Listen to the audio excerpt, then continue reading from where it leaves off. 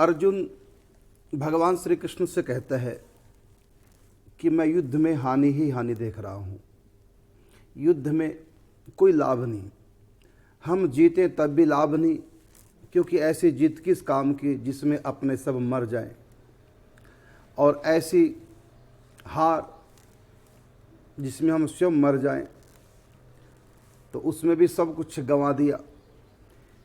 तो युद्ध में हार तो हार है ही, मैं जीत को भी हार के रूप में ही देख रहा हूँ। इसमें हानि ही हानि है युद्ध में, इसलिए मैं युद्ध करना नहीं चाहता। भगवान श्री कृष्ण अर्जुन से कहते हैं, अर्जुन तुमने युद्ध के एक पक्ष को तो देखा है कि हानि ही हानि है, लेकिन इस युद्ध से लाभ भी बहुत है, और न करने से युद्ध बहुत हानि मैं देख रहा हूँ। भगवान चाहते हैं अर्जुन युद्ध करे, अर्जुन कहता है कि मैं युद्ध नहीं करूँगा। अब एक प्रश्न है कि जब गीता जी का दूसरा अध्याय भगवान सांख्य शास्त्र के नाम से, योग के नाम से सुनाने लगे, तो बात तो यहाँ युद्ध की थी, अर्जुन को कहना था युद्ध कर, तो भगवान यहाँ सांख्य शास्त्र का ज्ञान क्यों लगे देने?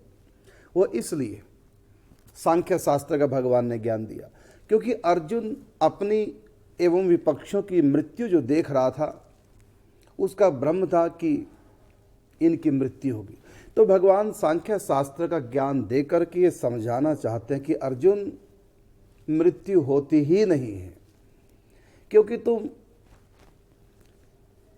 शरीर को के वियोग को मृत्यु मान रहे हो, लेकिन ध्यान रखना तुम आत्मा हो।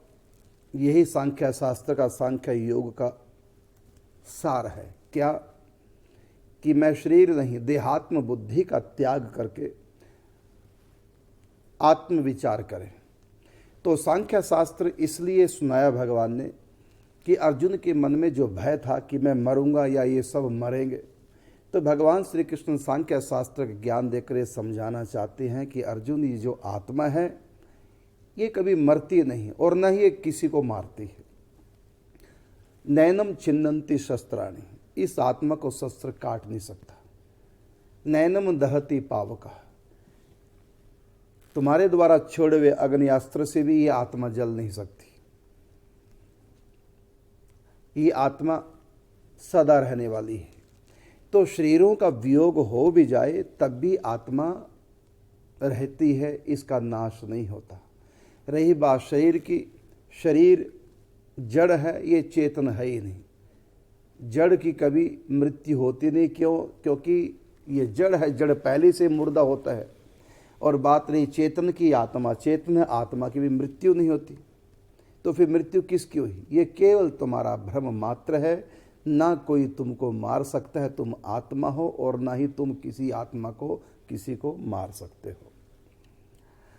जैसे वस्त्र को त्यागने से मृत्यु नहीं कही जा सकती, हम एक वस्त्र को त्याग करके दूसरा वस्त्र धारण कर लेते हैं, तो वस्त्र के त्यागने को मृत्यु नहीं कहते, और नया वस्त्र पहन लेने को जन्म नहीं कहते। इसी प्रकार ही आत्मा शरीर को वस्त्र के समान त्याग करके दूसरे शरीर में प्रवेश कर जाती है, दूसरे शरीर को धारण कर लेती है। इसी को हम लोग जन्म मृत्यु मान लेते हैं। हकीकत में न आत्मा जन्मती है न आत्मा मरती है। इसलिए तुम शोक मत करो, क्योंकि अर्जुन को सांख्य शास्त्र का ज्ञान इसलिए दिया जा रहा है कि अर्जुन अपना व दूसरों का मरण देख रहा है युद्ध का परिणाम स्वरूप। तो भगवान कहते हैं ना तू मरेगा और ना तुम किसी को मार सकते हो, ये आत्मा सदा रहती है। भगवान ने कहा वस्त्रों को उदाहरण देते हुए कि वांसांसी जीर्णानि यथा विहाय नवानि गृह्णाति नरो पराणि तथा शरीराणि विहाय जीर्णान्यन्नानि संयाति नवानि देहि। पुराने वस्त्र को त्याग करके नया वस्त्र धारण करने के समान ये शरीर को त्यागना है। इसलिए तुम इस चिंता को तो बिल्कुल छोड़ दो कि तुम मरोगे या तुम किसी को मारोगे। तुम अपने क्षत्रिय धर्म का पालन करो। ये जो तुम्हारे मन में ये भाव आ गया कि हाय ये मर जाएंगे, हाय कहीं मैं मर गया, तो तुम निश्चिंत हो जाओ, ना तुम मरोगे और ना तुम किसी को मार सकते हो। और तुम युद्ध नहीं करोगे, इसकी हानि और भी बहुत है। क्या? धर्म, तुम्हारा जो क्षत्रिय धर्म है, तुम्हारा धर्म जो तुमको कह रहा है कि तुम युद्ध करो, तो धर्म को त्यागने से पाप ही नहीं बल्कि महापाप लगता है। इस पाप से बचो। जो व्यक्ति धर्म युद्ध नहीं करता अवसर मिलने पर, धर्म युद्ध किसको कहते हैं? धर्म के नाम से ही धर्म युद्ध नहीं होता, बल्कि धर्म युद्ध का अर्थ है कर्तव्य कर्म। युद्ध करना भी कर्तव्य हो जाता है। कब? जब कोई आतताई किसी पर अत्याचार करे, चाहे स्वयं हम पर करे चाहे किसी और पर, जब भी कोई आतताई निर्दोष को सताए उसकी रक्षा करना ये व्यक्ति का कर्तव्य है। यदि कर्तव्य से च्युत होता है तो उसको अपराध पड़ता है, पाप लगता है। इसलिए तुम युद्ध नहीं करोगे तो तुमको बहुत बड़ा पाप लगेगा, नरकों की प्राप्ति होगी और साथ में यहाँ पर अपयश प्राप्त करोगे। जब तक तुम जियोगे तब तक तुम्हारा अपयश होता रहेगा। क्यों? जो धर्म को त्याग देता है धर्म उसको त्याग देता है। जो धर्म की रक्षा करता है धर्म उसकी रक्षा करता है। इसलिए तुमको युद्ध करना है।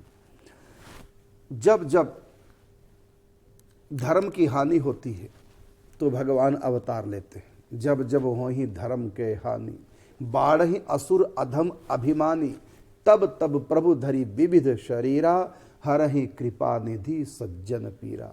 भगवान कहते हैं मैं भी अवतार लेता हूँ, शस्त्र लेता हूँ हाथ में, कभी सुदर्शन चक्र तो कभी धनुष बाण लेकर के, हथियार लेकर के आता हूँ। क्यों? क्योंकि युद्ध करना भी धर्म है।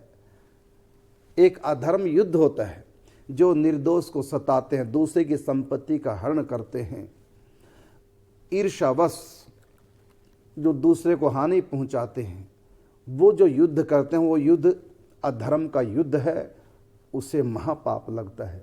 लेकिन अर्जुन, युद्ध धर्म पूर्वक यदि है तो वो पुण्य का भागीदार व्यक्ति होता है। इसलिए तुम शस्त्र उठाओ, युद्ध के लिए तैयार हो जाओ। इसलिए इस समय तुम्हारे लिए यही कर्तव्य कर्म है, यही तुम्हारा धर्म है, यही तुम्हारी भक्ति है, यही तुम्हारी आराधना है, यही मेरी प्रसन्नता का एकमात्र कारण होगा। तुम शस्त्र उठाओ, युद्ध करो, ललकारो इन आतताइयों को। भले ये तुम्हारे सम्मुख खड़े हैं, तुम्हारे दादा भीष्म पितामह, तुम्हारे अस्त्र शस्त्र विद्या सिखाने वाले गुरु द्रोणाचार्य, ये भले कितने भी महान क्यों न हो, तुम्हारे हितैषी क्यों ना हो, लेकिन इस समय वे विपक्ष का साथ दे रहे हैं। जो व्यक्ति स्वयं में भले कितना अच्छा क्यों ना हो, कितना भी धर्म के ऊपर चलने वाला क्यों ना हो, यदि वो अधार्मिक का साथ देता है तो वो भी बद लायक है, चाहे वो अपना कितना भी सगा स्नेही क्यों ना हो। इसलिए तुम अपने क्षत्रिय धर्म का पालन करो, इस संसार के मोह ममता को त्यागो। अब विपक्ष में जो भी खड़े हैं, अब वो दादा भीष्म पितामह तुम्हारे पितामह नहीं हैं, अब वो गुरु द्रोणाचार्य तुम्हारे गुरु नहीं, इस समय वो तुम्हारे रिपु हैं, तुम्हारे दुश्मन है, विपक्ष में खड़े हैं। क्योंकि दुश्मनों का साथ देने वाला आतताई, जो आतताई है वो तो आतताई है ही है। जो आतताइयों का साथ देता है, उनको संरक्षण देता है, उनकी जय मदद करता है, ऐसा व्यक्ति भी वध के लायक है। जो आतताई को सहयोग करे उसका भी वध करना चाहिए। इस समय दुर्योधन आतताई है, और जो भी दुर्योधन का साथ दे रहे हैं वो तुम्हारे कितने सगे स्नेही क्यों ना हो, तुम्हारे कितने मित्र प्यारे क्यों ना हो, तुम्हारे कितने भी अपने क्यों ना हो, जो अधर्म का साथ दे रहे हैं, जो आतताई का साथ दे रहे हैं, तुम उनको भी आतताई मानो। और तुम्हारा धर्म है आतताइयों का सफाया करना, आतताइयों का नाश करना। इसलिए तुम्हारे गुरु ने तुमको अस्त्र शस्त्र विद्या इसलिए सिखाई कि जब भी धर्म के ऊपर आँच आए तो धर्म की रक्षा के लिए, देश की रक्षा के लिए, निर्दोषों की रक्षा के लिए, अपने हक के लिए युद्ध करना चाहिए। यह युद्ध साक्षात धर्म स्वरूप है, धर्म युद्ध है। और इसकी तुमको कब से तुम इस दिन की तैयारी कर रहे थे, कब वो अवसर आए जो गुरु द्वारा सीखी हुई विद्या को मैं ये प्रयोग करूं, आज वो समय आ गया है। इसलिए